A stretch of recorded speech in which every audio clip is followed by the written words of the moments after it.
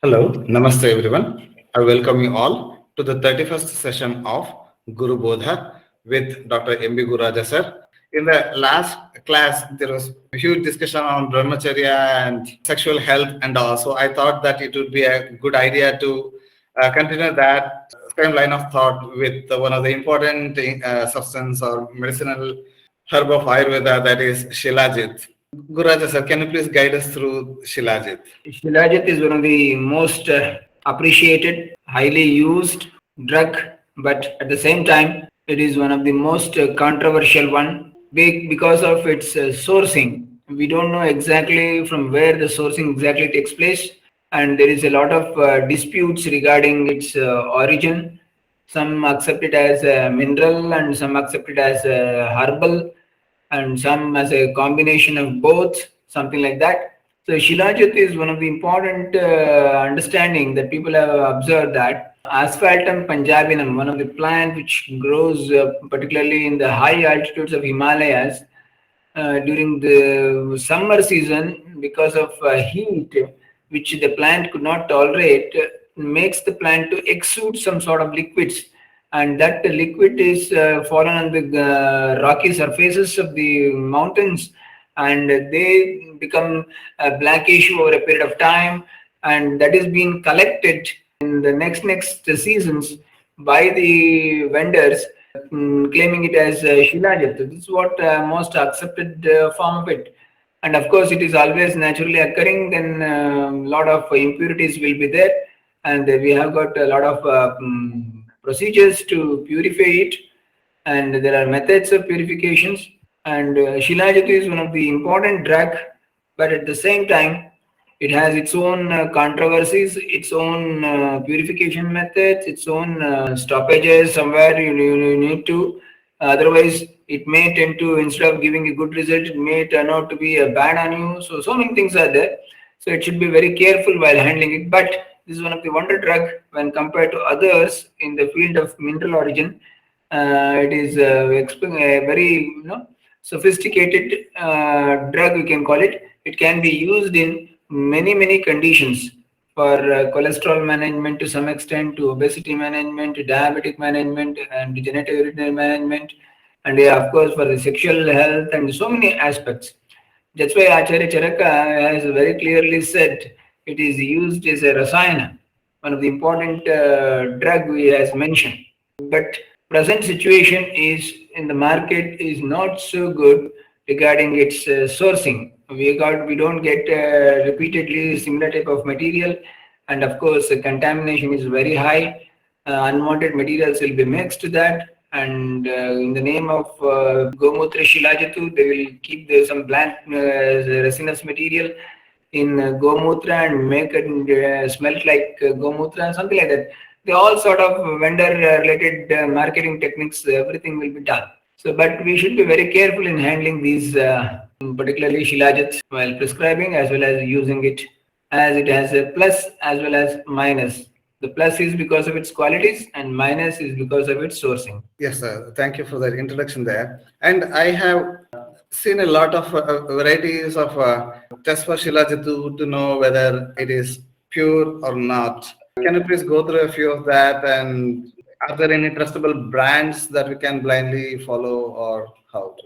See, when it comes to the question of branding and in the market, most of the people, those who come out with, they don't want to tarnish their image and their brands. So they will do all sort of checks. But whether it is real Shilajatu or not, it's a big question mark many a times.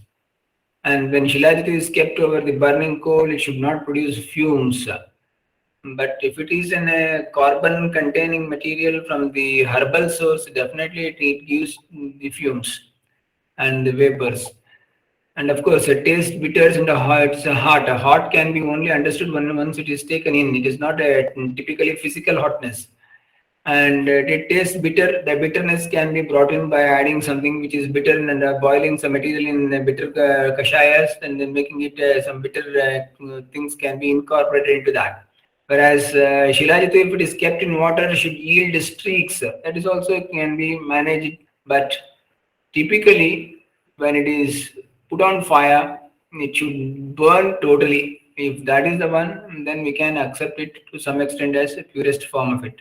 So probably that this test itself indicates that Shilajit is some kind of a gum or resin, sir, and it should not have any, say, organic material admixed. Otherwise, it would cause fumes, right, sir?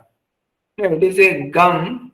It is from the organic source only, but it's fallen on the rocky surfaces of the mountains. And because of that combination, and when they scrape it and collect it, so some of the content of the mineral part also comes along with that. Yes, sir. And there are like varieties of, purification procedures, etc., are also mentioned. Basically, there are two types of shodhana procedures. One is Suryatapi, another one is Agnitapi, by using the fire and otherwise directly from the sunlight for a many number of days.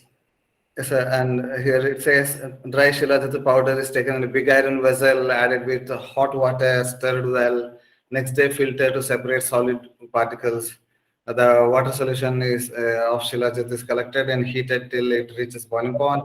Again, 2 parts of water is added. Whatever is left behind after repeated heating with water is considered as Shilajit. And yeah, this is Agnitapi Shilajit that you are told, and heating is done under direct sunlight. So that is with the help of sunlight, that is Suryatapi Shilajit.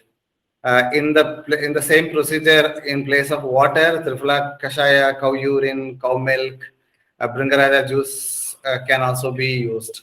So probably in place of water, using Trifla, Gomutra, cow milk or Bringaraja, these can be used, say, based on the disease to which we are targeting the treatment, sir.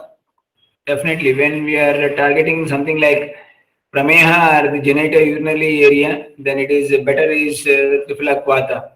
And if it is for the purpose of scraping techniques or reducing the kapha, like obesity and plagues and all such type of things, then it is better with the cow urine.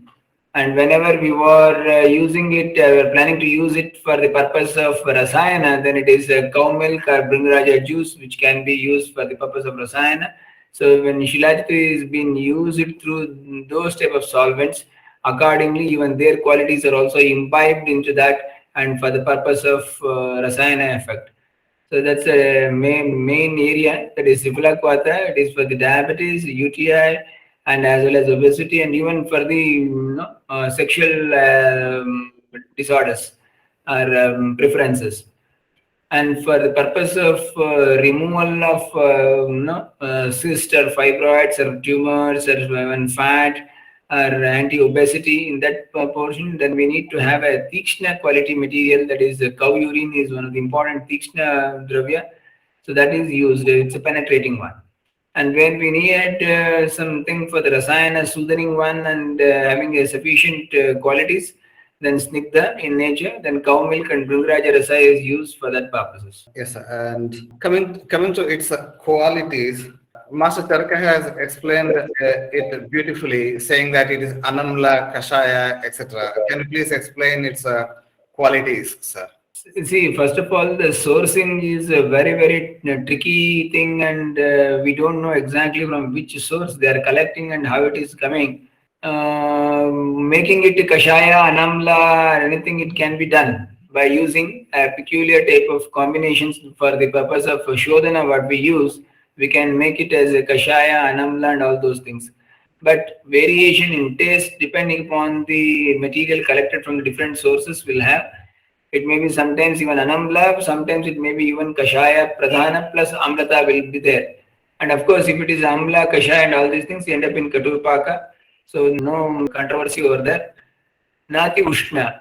So if it is neither too hot nor too cold, because it's considered as a mineral pitch. The stone itself, because of the heat, it is getting leaked out. Maybe some fossils type of things which is present inside the stones over the many years. Maybe during rainy summer season, due to the heat, then definitely there is a chance of melting it out. But most of the researchers have found that it is asphaltum punjabinum plant is one of the important plant which gives a gummy material during summer seasons, and that is collected in the name of Shilajatu, and it is used. So Anamla Kashaya is not a big question mark here.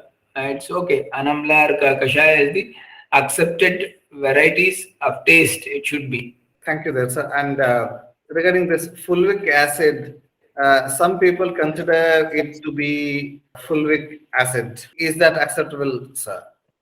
No, so whenever in the market we find a Shilajatu, then it is subjected for chemical analysis. Then they found it as a fulvic acid. Fulvic acid is very common in a fossil, anything which comes out from the earth in that fashion. So that may be the truth. Fulvic acid may be present in that, but considering only as a fulvic acid as Shilajatu is something like nonsense, which cannot be. It is a part of it, and it cannot be totally accepted as Shilajatu. Shilajatu do contain some quantity of fulvic acid. Thank you, sir. And regarding its uses, apart from it being like a standalone medicine used in prameha, obesity, etc., it kind of gels well with a variety of other medicines, and we can use it as say for the rasayana purpose. It can be used in a variety of disorders, isn't it, sir? Definitely. See, it's one of the Yogavahi dravya. So when a drug which is acting as a Yogavahi, it depends on the condition. It definitely mixes with the thing. It can be given with ashwagandha. It can be given with gokshura. It can be given with shatavari. So it can be given with triphala. There are many number. It can be purest form of Shilajatu can also be given. So there are plenty of place for this. So it's not a primary thing that it can be given only in one or the two conditions. It can be given in multiple occasions. It's a multifaceted drug and very well acclaimed and credited by the acharyas. And coming to its say wrong combinations, Acharya Charaka himself has said that it is like not very Ushna, but he again goes on to say that in the Rasayana chapter of Charasamhita Chikitsasan, he says that contraindicated foods while taking Shilajatu or its in which medicines in which Shilajatu is main ingredient. He says that whichever is Vidahi, which causes excessive burning sensation, or which is very heavy, so such foods should not be taken along with it. And also specifically he talks about kulatta or horse gram, that it is to be avoided. Can you please share your thoughts on this, sir? So definitely, see, basically one which is gunatmaka viruddha or guna viruddha. So based on such type of qualities, Vidahi dravyas are not good along with Shilajatu. Second thing, heavy Guru dravyas will not be good with the Shilajatu. But while understand this, while telling this, the Acharya has very clearly mentioned these things in the Rasayana concept while explaining it. So when you are using Shilajatu for the purpose of Rasayana, these must be taken care of, that it should be avoided. Maybe probably because of this reason, in market there are some companies, they are having preparations, that preparations is targeted towards the renal calculus, which do contain Shilajit as well as horse gram in them as a combination. Probably because our intention is not as a rasayana purpose, our intention is there as a something like this Chedana or one which is can be able to break Vedana type of things, that type of the activities are there. Can you please explain Yogavahi? Does it mean that the Shilajit can be combined with many other substances and goes out well? No, Yogavahi means something like Vata. Vata is also like that. It is very clearly said, Yogavahi Paramvayu Samyogat Ubhyarthakrit Dahakrit Tejasayukta Shitakrit Soma Samshayat. Vata when it combines with Kapha, it acts like cold. Vata when combines with Pitta, it acts as hot. So one which is Keva, depending upon the situation, and the one who is its companion, they are the one who is it's mixed with that or going with that. So accordingly, it takes up in those direction. It is somewhat like when a drug is given with a hot material, even though its original quality is cold, but it mixes with hot and it also try to become a hot in nature. Similarly, when it is given to a cold drug, definitely because of its reasons and its union, definitely it goes with the other drug and makes more cold in nature. So that's the reason.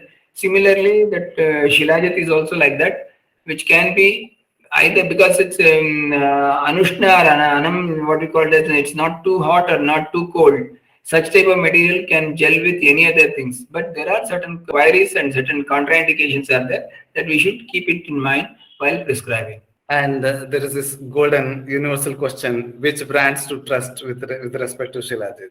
Definitely, one who is there in the market since a quite long time and people are using it, like maybe Baidyanath, Dabur, even Dudh Papeshwa, one who is continuously present in the market with these products. See, whenever there is a problem with the product won't run in much in the market. So it has to be something which can be capable of giving some console to the prescriber as well as the one who consumes it. If it is able to do it, then definitely people will think that the results are good and it is can be used. So there are plenty of other sources also like government sourcing like NIDCO and all those things. They can also give you a good quality Shilajit. So but thing is that the sourcing, very important one. As Ayurveda practitioner, we should be always on our vigil that we have to try different varieties and come to our own conclusions rather than relying just on the brand, right, sir? See, there are two things. One is if you have got sufficient space, human resources, and time, then you go for making your own preparations. If you don't have time and human resources and you are not able to collect these things, then better rely on certain important brands or the companies which they are producing these things, and then since they are in the market for quite a long time. So that itself is an idea that what to do, what not to be. So very clearly, when we want to go on to the purchase a particular type of medicines, we prefer such brands that which are present in the market since quite long time. That is one of the important thing. That itself is a certificate, something like that. So there are like controversies regarding its identification and all. It's still such an important drug that Acharya Charaka explains like this in Charaka Chikitsasana first chapter.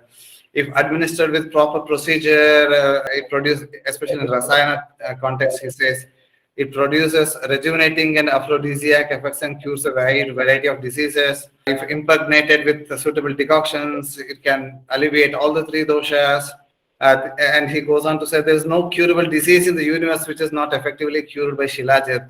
Of course, when administered with the appropriate time and all. So very, very important drug which can give us a lot of success in our clinical practices, sir. Definitely, it can be given, success in practice, but because of its sourcing, we need to be very cautious. Otherwise, sometimes book or the grantha claims so many things, but when you use a drug in the market, biting market may not give you result, then you will just go away from that wordings of the acharya as well as from the system. So they'll feel bad about that. Of course, nowadays it's been a common factor for almost many drugs in Ayurveda. Sourcing is very important. That's why we are going for biotechnology and even cultivation, some things. Of course, even Acharya has very clearly said, don't use the things which is cultivated. But unfortunately, we are in such a era that we can't help it. We need to go for it in order to get the right kind of drug. What is the common adult dose of Shilajit that can be prescribed very safely, sir? Usually it will be 2 rati to 8 rati, that is 250 grams to maximum 1 gram. But care should be taken that how to use it, how long it should be used, along with what anupana and what indication or what intention we are using it. And because Shilajit has become like such a big herb, even common people also know about it, and they also use sometimes even without doctor's consultation, which can be harmful. So regarding its adverse effects, does it cause any, say, high blood pressure or any pitta aggravation related side effects, sir? In some people, it may cause it, depending upon the method of purification they are used or the combinations they have used, and already pre-existing conditions are there. Such people it may have, but it's not like that the person one who is not having hypertension, then suddenly by consuming Shilajit, his BP will increase. No, such type of things will not happen. Those who are having a prerequisite conditions are almost already suffering or at the verge of getting hypertension, and if they consume it, then there is a chances, but it's a comparatively very meager one. And And in market, usually what happens is any drug, particularly with respect to Indian market, what I have observed is anything which is tagged with something related with the sexual power, automatically it is becomes something like a OTC product rather than a prescribed product. And definitely that people will rampantly use that without the prescription of the doctor. So then there is a chances of even having a problem or contraindication, controversies, and even side effects could be much higher. can Shilajit be taken on empty stomach or before food, after food, which is the preferable time for administration of See, book says so many things, but in my practice, what I have observed is this Shilajatu, whatever we use it in the form of a black solid, semi-solid material, do contain some portion of iron in it, and preferably iron containing materials should be taken only after food. Otherwise, if it is given with before food, then there is a chance of causing irritation. So it is preferably after food is good one. But if you have a very strong guarantee that that source is very good, then you can try on. And if is not Sukumara, then such persons you can try with on the particularly on before food. Otherwise, it is preferably after food. Probably because of the iron and the related stomach issues, probably that is why it's probably considered as a little bit of Vidahi effect is there, right? Definitely, that's the reason. And can it be taken with tea or milk or water? Which one is the preferable drink along with it, sir? Best Anupana would be milk or jala. These two are comparatively good. Can it cause acne or can it flare up acne, sir? No, usually it won't, but that's what I said. Those who are having already a prerequisite condition in their body and their food habits are similar to that, in that situation, when they add it and then they put the blame on the Shilajit, but it is not the Shilajit one which is causing. It's the total food as well as the medicine and their behavior, age group, and everything. If the same Shilajit is given to a person of 60 years, he won't develop any acne. Very typically, acne is developed only in the particular age group. So that is a contributing factors are come usually different. It's only a supporting factor. Some questions have come. Why did Acharya say not to use cultivated herbs, cultivated versus natively found herbs? See, very clearly, natively found is naturally occurring, naturally survived. Naturally survived, and one who could able to survive naturally will have definitely a very strong ability to survive. And that strong ability to survive will help in curing the diseases. Whereas one which is grown, which is always supported and always fed with some or the other type of fertilizers and such type of things, sir, Acharya has said not to use it. But in those days, there are plenty of forest land and plenty of plants and everything was available, and that was acceptable. But now there is a lot of restrictions. We cannot get the forest produced so easily. We need to be, a lot of stringent rules and regulations are there. So now it is better to go for a cultivated one. At least we know that what is the material we have sown and what is grown and what is how it is collected, what is the age of the plant, everything. Otherwise, when we are collecting it from the wild, we don't know the exact age of the plant from which we are collecting the material. So that is also one of the important thing we should keep in mind. And I remember B.M. Hegde sir's narration of plants collected from natural sources and all. He says that in a forest, for example, a plant has to survive. It has like survival instinct, and it will be fighting against a lot of bacteria and fungus all around, molds and whatnot. So in that survival instinct, that survival instinct and antifungal and antibacterial qualities sort of get ingrained in those herbs, which when we use, those qualities will be, those phytochemicals will be there in the herb, and which becomes beneficial for us. Whereas in a cultivation itself is kind of an artificial process where we are giving a favorable environment for the herbs to grow, which may not be so beneficial. That's the reason. That's the reason. Usually, one which is naturally grown, it won't depend on any others for the purpose of its survival as well as even for the nutrition. It tries to survive and it tries to get its own material. Whereas If you are growing these materials somewhere, you just try to observe that if you don't give water for 4 or 5 days, it starts shrinking and becomes dry. That there is a difference between one which is artificially fed and taken care of, and one which is naturally survives by its own methods. Definitely one which survives by its own method, and definitely it has a typical type of capabilities in our gunas inside that, which can survive all odds. So that's the reason, if survive all odds, that type of quality, if it is present in that, such material is used as a medicine, definitely it will help us to come over the diseases. Just an unrelated topic there, that we also have become, the human beings also have become sort of a cultivated species, rather than, theory of natural selection is not there amongst us.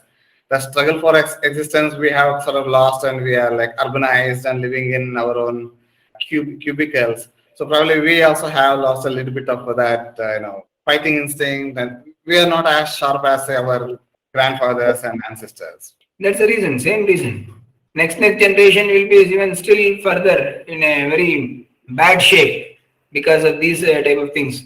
So we need to be, somewhat we try to depend on, try to get the sources which is natural as far as possible, and we also should develop such a habits and activities that is of something like that. We can independently we can handle our situations, but still it is a very big task, may not be possible in present situation, because we have been grown up in such a arena and even atmosphere that we don't find such capabilities. And of course there will be some people who have a inbuilt character in them, and there are some inbuilt strength, that is Vedic Shamatva. So they have a very good tendency to suppress the diseases, but there are some they won't go for it, and definitely they will have a lot of issues. And also mentally, we have become so used to getting food at the right time, ordering in Swiggy and Zomato, and especially the younger generation. I always worry. At least we grew up in the times of radios and newspapers, and then later TV. Now we are exposed to this internet thing, but our children are like totally born in that, and that is their world. So probably they would need a little bit of Shilajit to get some energy, stamina, and strength. No, they need to be inculcated and they should be guided in such a direction that this is the thing what is happening, what you need to fix it. So that if we could able to make them understand these things, definitely they will also change. But it is very difficult task when there is a lot of onslaught on the media or something like that, the TV media or something like that. Every day it is pouring information in a wrong direction, and you are trying to reverse it in by one or two people like mother and father, a parent or a teacher. Then it is very difficult to guide them. But of course they should be able to understand these situations. If they are able to understand the situations, then definitely they will change it themselves. Yeah, regarding inculcating courage, or say using in depression, and to improve the mental aspects. Probably Shilajit is also very useful there as well, sir. See, all those things are sankalpa. It is from the manas, atma. Whatever you say, it is gold is good, Shilajit is good, Ashwagandha is good. It's all secondary. When it comes to the things happen accordingly, we need to be having some determination from the inside. It is a self-driven determination. Let me try this way. I should not be like this. So from today onwards, I will not think in this direction. If such commitment and dedications and determinations you start doing it, slowly you turn towards a different direction. Otherwise, it's very difficult, because presently the people or generation is such that they don't able to, or even they don't have a ability to digest the failures. They have got a very big problem ahead of that. That's why those sophisticated countries, developed countries, what we call, there we have a lot of mental illness personalities, because of various their thoughts and understandings, and they're unable to cope up with the failures and unable to cope up with the negatives. So they have a problem. In olden days, if you just to observe your parents and elders, If something goes wrong, they'll go to their whatever the deity or the god. They'll ask them and they'll ask, it is up to you. You handle it. So they'll transfer this pressure to them directly, and they'll keep their head cool. But now we have such a mentality and generation that where is God? We are asking such a things. So that's the reason we need to have some vent, and that important vent is missing nowadays because of our education, science, and so on, so on things. So people think that if something like that, it's people if they say it is there, then you in this era are no, people will say from where to where the world has gone, or you are still here, something like that. So that is very, very important that we need to understand. Handling the failures, accepting the failures is a must, and you cannot always have a sweet. You should be able to even price the bitter. Then the things will be settled down. Yeah, and recently, World Happiness Index report was published, and we were there somewhere. I mean, India is there like 136th position, and there was also a discussion whether how true or how wrong it is and whatnot. So I mean, and coming to the questions here, what type of effect is Vidahi with relation to iron content? Can you please explain? Vidahi means something which is Ushna in nature. It causes a typical Daha. See, that's why the term itself says Daha is there, and it is Vidaha or Vidahi. Vishishta Daha it creates. Means typically it causes a burning sensation inside, or it causes such a type of pain associated with burning. So such type of things causes, particularly even Kulatta is also that type of thing. Even capsicum is also having that type of thing.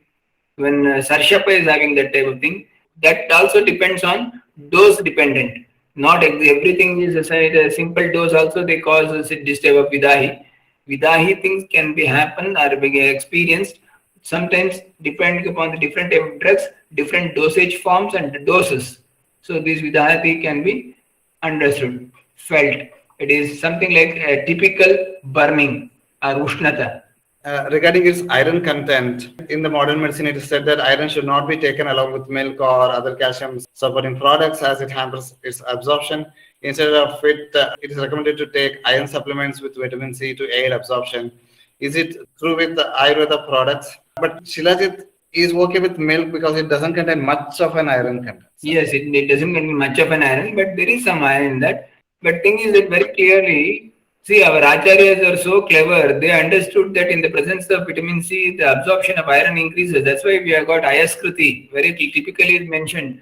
Iron vessel is smeared with the paste of amalaki, this one, kalka, and it is then later dried and scraped to collect this, and which amalaki is also, you might have observed, it has a special capacity to imbibe the loha. It absorbs. If you just keep the stainless steel spoon in a container of amalaki for a few months, then you just take it out. It will be just corroded because it has a special capacity to imbibe that. So that is the reason our acharyas are also very clever. They understood and observed the things, and they have given our products also like ayaskriti.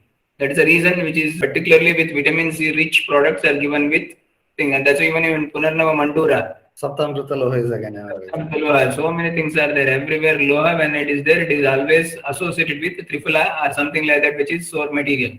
Even for the Loha Shodhana Marana, that purification incineration procedure, Trifala Kasha is used through and throughout. Yes. Trifala is one of the wonderful combination because it is Tridoshamaka and it has got its own ability of cleansing as well as promoting activities. That's the reason acharyas have used Triphala as one of the important solvent. Now, for a Vata Prakriti person, can Shilajit be used? If so, with what preferable anupanas? So, preferably with milk for a person who is Vata Prakriti in nature. Otherwise, if your intention is to increase its bubukshata, you can even give with the cow ghee. But preferably for the rasayana effect or the wholesome effect, it is better to give it with milk. Can it be given in people with above 50, 60 years, especially if you have decreased amount of physical activity, sir? Definitely, you can give it to even aged people. There is no harm in it. But that's the thing that how long you can give it. it should be better restrict to 1 or 2 months. Then give a break, then little bit once again for 1 or 2 months, and avoid during summers because it is of Vidahi guna is there. Summer is not a ideal timing for these type of medicines in the elderly. That type of giving gaps like 1 month and again continuing for 2 months and again stopping it for 1 month, that I learned exclusively from you and have been following it. And even if someone is like, for example, Chavanprash or any Rasayana they're taking, because they're taking from the market and we cannot really be sure that whether they are not adding preservatives or not. I use the same method even for other Rasayanas, including Chavanprash also. Like you use it for 2 months and a month gap. See, using for 2 months or something like that and giving a gap is it's a totally typical way of helping our body to absorb those material in a proper manner. You observe that even Snehana procedure, Acharya says 7 days maximum. That's enough. Afterwards, if you continue once again, it won't absorb. Similarly here also. And if you eat sweets every day, what will happen? By the 10th day or 11th day, you will have aversion towards the sweet. You should give a gap and then you should take some bitter, something like that. And then once again you start eating. Then once again you will relish on that. So that's the reason we need to understand that why acharyas are given these type of cycles or pattern of consumption. That is one of the important thing in order to keep up the bubukshata for this particular drug in the body and as well as avoiding aversion. The best thing what they are suggested is then the other part of it. See, nowadays it's a Shilajatu and it's a comparatively it's a mineral pitch. We don't know the sources. Then there is a possibility, and of course, Shodhana has been to be done. Whether done properly or not, if it is done, that's good. Otherwise, then there may be chances of causing some sort of bad effects on the body also. So, in order to avoid those effects, there should be some natural time should be given to the body to cleanse its unwanted things from the body. So, for that purpose, we need to give a gap in between. I do this gap method, especially in people who have insomnia, etc. Though we are giving, though it is just a temporary, say, exam stress related insomnia and all, and we suggest very mild as like very small dose of ashwagandha and all. But if that habit continues, the mind becomes kind of addicted or dependent on. If I take only ashwagandha, then only I will sleep. That can happen. So better to maintain gap there as well, sir. So definitely, for everything, people have a tendency to develop a dependency. It may be for food, it may be for drugs, it may be for anything. So that's the reason we need to give some breaks in the cycle. If you give that break, then definitely things will be in a natural go for a long run. Yeah, and coming to its Vrishya or aphrodisiac effect, does it improve sperm count, useful in premature ejaculation, erectile dysfunction, where it is most effective? Just a simple Shilajith, if it is given, it is something like Rasayana. To some extent, it is aphrodisiacs, Vajikarana. But when it is combined with either Gokshura, either Shatavari, or Vidari, or Ashwagandha, or Kapikachu, something like that, if you make a combination, then it will be much more penetrative and much more result-oriented combination. So that can be given in for aphrodisiacs where there is a virya kshinata or kshaya, and as well as in male erectile dysfunction, such type of things. In both the conditions, it can be used. Can it increase bone health and thereby contribute to increasing height? I get this height increasing questions always related with ashwagandha and shilajit very frequently. The big answer is no. It won't help to increase the height of a person. Height of the person is predetermined and is gene mediated, and it is what we call it as inherited from our parents and our thing, and we need to just give a certain material to grow. We cannot even claim scientifically that when I was a young boy of 10 years, then by the age of 25 I will be 6 feet. No, we cannot. That type of thing cannot be possible. So it's only a claim by the people, but it cannot be justified. So for the purpose of increasing a height, if somebody wants to take medicine, my sincere suggestion is don't take it. Because there nowadays it has decreased, but there were continuous advertisement on height increase, like massage and maybe say bone strengthening herbs such as laksha with some amount of calcium, with these strengthening herbs like shilajit. in below 18 years, is there any chance, any percentage? See, that's the reason I said, if you want to check this drug whether it's going to increase your bone health, only in two aspects you need to check it up. One is after 25 years of age, you give the same material and expect to grow further more, which is not possible. Second thing, if any fractures or such type of things are there, use in those conditions Shilajatu, and you observe whether it's a early callus formation takes place and the bone heals very fast, then we can accept it as some effect on that. We don't find such effects as such. So it's a claiming that it will going to increase your height and all those things is I don't accept it.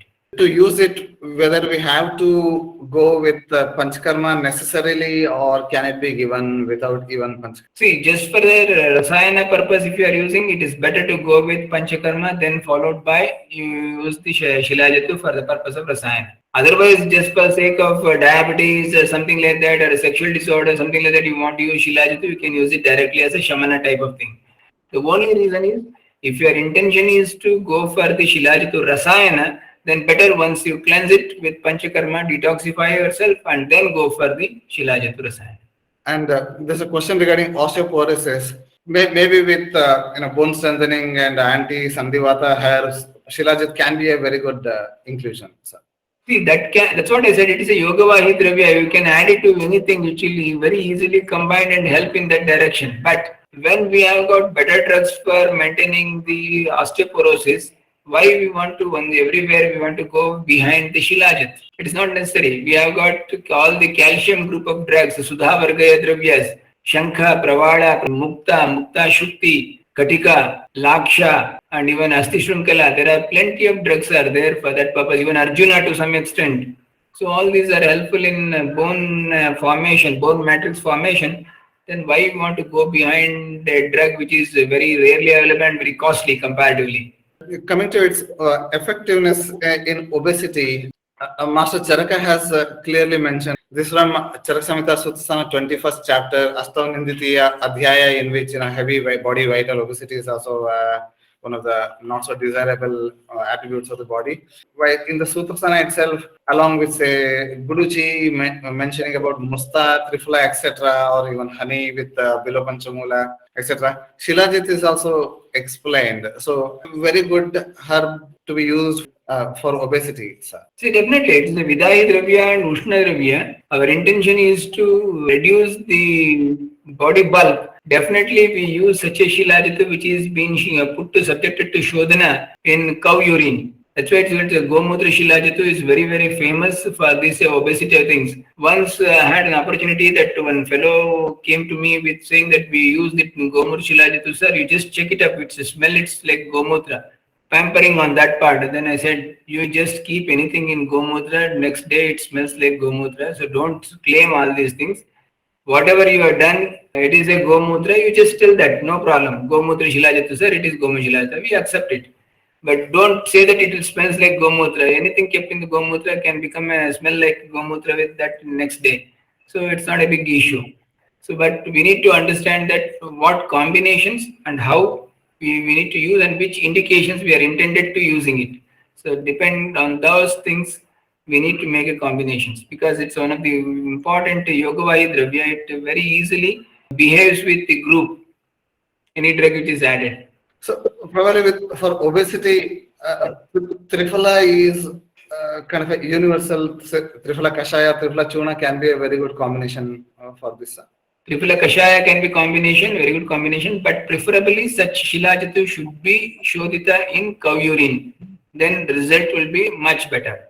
Coming from obesity to say cholesterol or its effectiveness in atherosclerosis management, I caught hold of another reference. This is in Charaka Suttasana 24th chapter, Mada Murcha treatment. In that, Acharya Charaka says, in the case of intoxication and fainting, the patient should be administered with Panchakarma therapies after Snehana Svedana, depending on the strength of the patient. And Kalyanaka Krita, Mahatirthaka Krita, Sharpala Krita can be given. And Trifala along with the ghee, honey along with sugar Shilajith can be given their milk, Pipali, Chitraka with milk. These are options, it says. Uh, Probably they are, in this context, they are talking about opening up of the blocked blood vessels leading to increased blood flow, thereby reviving the patient. Definitely.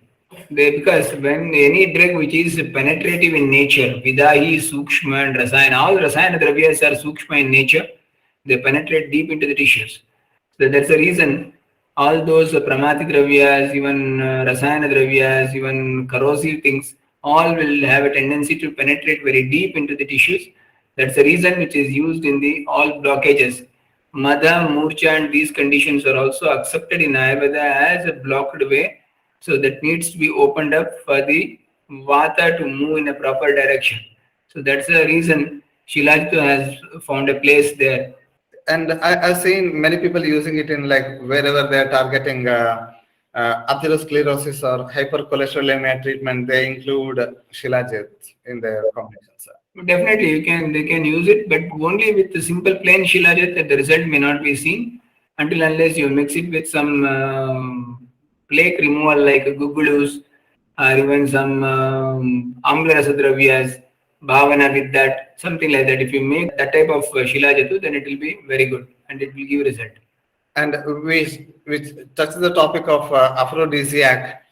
Does it have any effect on testosterone, and does it increase size, sir? Usually, it little bit helps to increase testosterone, but not too many extent. But increasing the size, it's a big question mark. It's only once again a blame game or something like that, taboo. But people will always think of something like to have a bigger extent genitalia. It's also once again just like how they claim that this Shilajatu will going to help in increasing the height. Similarly, this one, and that cannot be possible. And coming to its use in prameha varieties of urinary tract disorders, along with including diabetes, it is very frequently used in diabetes. That's why take the biggest of the names of medicines used in diabetes, like a Diabicon of Himalaya or Hyponate. Many contain Shilajit, sir. Definitely, Shilajit has a typical role in the reproductive system as well as genitourinary system. So that's the reason all the preparations which is targeted to these areas at these strothas will do contain in some of the other forms Shilajits. So there again, this rasana or tissue regeneration effect and reviving the functions of kidney, that is where it is more useful. No, it helps in urination to some extent, clearing the strotases, and tissue damage is a big question mark. But it is a being a rasayana dravya, there is a possibility. I read somewhere, I could not get the reference because shortage of time. I think Master Charaka has told that in case of prameha, when everything fails and the Vaidya is not so successful in treating the prameha and the patient is losing hope, then patient should be given Shilajit continuously in higher doses. So that can be given, but nowadays it's a Consumer Protection Act and so things are there. And counterproductivity will be also there. So we should be very careful regarding the serum creatinine and urea. And already this person is in diabetic since so many years and uncontrolled and is having a lot of trouble and kidney disease is already manifested. So in that CKD type of patients, and if you are just simply based on the lines of Ayurveda, you just pump the Shilajatu, then there may be chances of that you are yourself landing in trouble. So don't do that type of things. It should be done in a step manner. Just one day you give it and observe it, or 3 days you give it and observe it, and go for the blood investigation. If creatinine and these things are not increased, then it is better, and patient subjective feeling is also good. Then you can go on further adding it. So that's the way we need to handle these type of diseases, and simply just Acharya step, because those time when Acharya said the diseases were same, but the drugs were very superior when compared to present era. So we are in such a time where there is a lot of contamination, adulteration, and substitutions are there. So it is very difficult to simply, Acharya said, and thinking on those lines, and we are implying those material in present context, then we may not get every time the results. That's the reason identification of the right kind of a drug is always an important factor, and we need to understand that a right drug, a right combination, and a right indication, and a right person. All these things should match. Then only we'll have a result.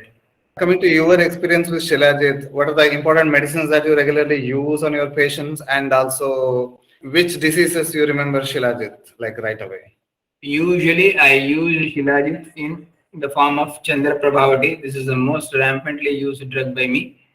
I use it Chandra Prabhavati. Other than that, to some extent, I use Shilajit Vadivati, and very rarely I use a single Shilajit, purified Shilajit. That's a simple reason that because of the source, I have got my own doubt regarding the source of that material. That's why I avoid it, because in Chandra Prabhavati there are plenty of ingredients are there, and the dose or quantity of Shilajit is comparatively less, so it won't be much a big thing. But when Shilajit alone to be used, I need to be very careful. That's the reason I don't use it in such type of thing.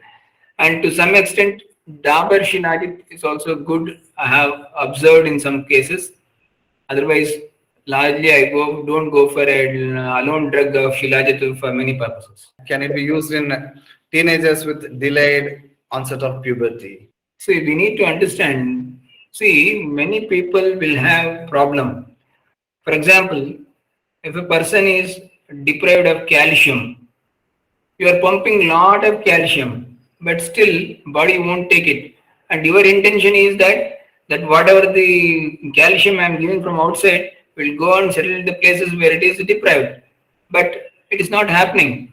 See, when in the modern medicine, people give a lot of calcium tablets for the osteoporosis, thinking that osteoporosis will be rectified. But instead of rectifying the osteoporosis, the persons will develop atherosclerosis. That calcium is going somewhere and settling in somewhere else. So we don't know what to do with these two things. That's the reason I said we should be very clever and very clear in our thoughts. See, whenever there is an Agni inside, accordingly to meet those Agni, we need to give some drug. That drug will be digested by that particular Agni, or Pachana can be done by that Agni, then that is imbibed into the Sharira. So otherwise, simply that we are pumping in Shilajatu is there with us and we are giving it, it may not give you result. Instead, it may give you some wrong effects. So we should be very, very careful in these type of things. Agni is very important. That's why Acharya has very clearly said, all the diseases are due to Mandagni. Agni is very important. If Agni is proper present inside, then only the disease can be rectified. So our intention is to increase the Agni. That's why the reason in many of the endocrine disorders what nowadays we treat, we try to increase the Agni in that gland, so that the gland will produce its functions, that it produces hormones in a proper manner by inside. We are not trying to give any externally artificial hormones to replacement. We try to make the gland to work by its own, naturally. That is the typical difference between Ayurvedic practice and an allopathic approach. And the last question of the day, I mean, can it be used in female, or should we be taking precautions there? Yeah, it should be with a precaution. We can use it even in female, no issues. Those who are diabetic in female, usually it comes after 45. Then there is no problem. If even testosterone increases also, there will be no issues as such. So, but it is typically a little bit of support to the testosterone will be there. So better to use it with a caution in young women. So that wraps up today's session. A lot of questions, and thank you very much for answering all of them with a lot of patience. Thank you, sir. Thank you all for your patience hearing. So thank you all for active participation. See you in the next class next Sunday. Namaste. Namaste. Namaste.